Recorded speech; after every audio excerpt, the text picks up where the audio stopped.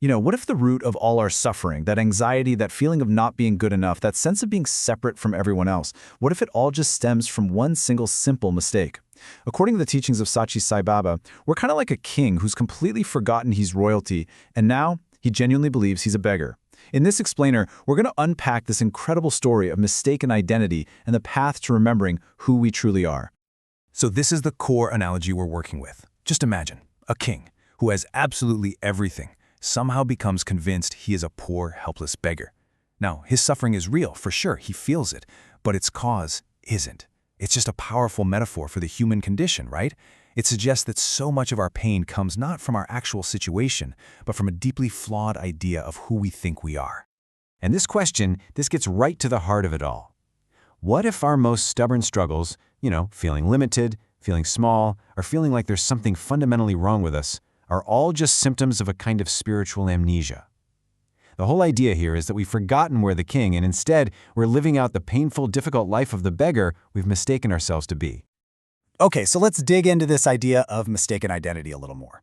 The source material basically frames our whole human experience as a profound delusion. This core belief that we are weak, we are limited, and we are totally separate from everything and everyone around us. This state of forgetting who we are is called moha, or delusion.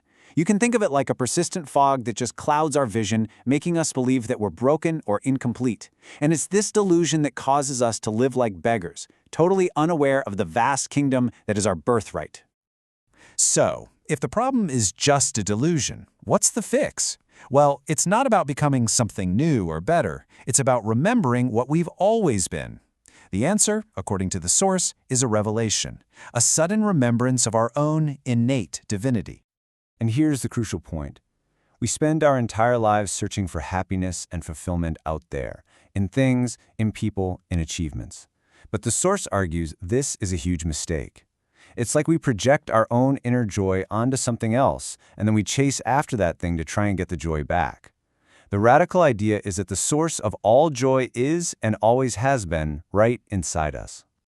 And this just brilliantly illustrates how we're all connected. This quote from the Purusha Sukta paints this picture of the divine as having countless forms, 1,000 heads, 1,000 eyes.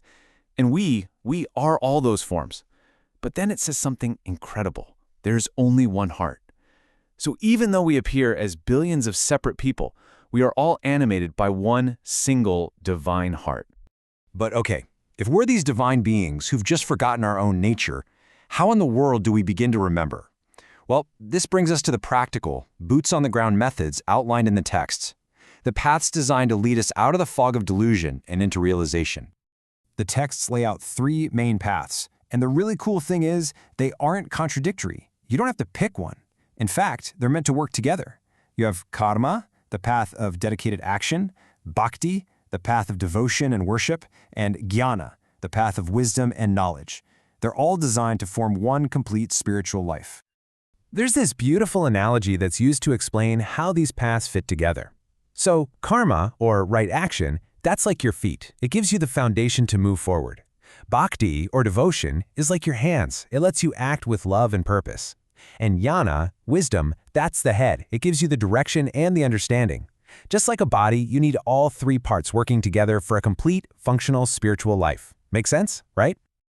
Let's just zoom in on bhakti for a second, the path of devotion, because it is so central to this whole teaching. It's defined as sharanagati, which means complete surrender. It's about merging your own individual will into the universal will. The classic example given is of a follower so devoted that they basically say, look, I don't have a separate will anymore. You decide and I will follow. That is the absolute essence of this path. Okay, so how does this devotion actually go from being an abstract feeling to a tangible action? The source highlights one practice in particular as the highest, most powerful expression of this entire path. This is such a powerful way to reframe everything. The texts argue that since all of us are manifestations of the divine, the absolute greatest way to please God is to please God's children. The path to the divine isn't some retreat away from humanity. It's a path that goes directly through it. And this brings us right back around to that core idea of the one heart. See, if we all share one single heart, one single lifeblood, then taking care of any single person is like taking care of a limb of the whole body. When you serve another person, you are truly serving the one self that animates all of us. So, how do we bring all this together? How do we integrate this kind of massive understanding into our everyday normal lives? Let's take a look at how this all builds into a daily practice that can transform the most boring, mundane things into something sacred. The key to all of this is the feeling, the bhava that's behind the action. Think about it. A simple piece of paper is pretty much worthless, but when it has a certificate or a degree printed on it, it suddenly becomes incredibly valuable. The paper itself didn't change, but the feeling and the meaning we assign to it did. In the exact same way, any act, no matter how small, can become a sacred offering if you fill it with that same kind of devotion. And for a really stark, practical way to apply this, the source points directly at our speech. It warns us that the tongue can be a weapon of unbelievable destruction, inflicting these wounds that can fester for far longer than any physical ones. So, sanctifying our speech, making it a conscious, loving act, is one of the most powerful daily practices we can possibly undertake.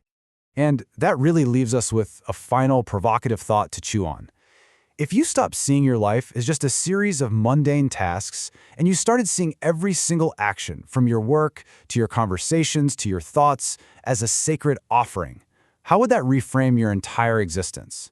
According to these teachings, that shift in perception, well, that's the whole journey. That's how you go from being the beggar all the way back to remembering you are the king.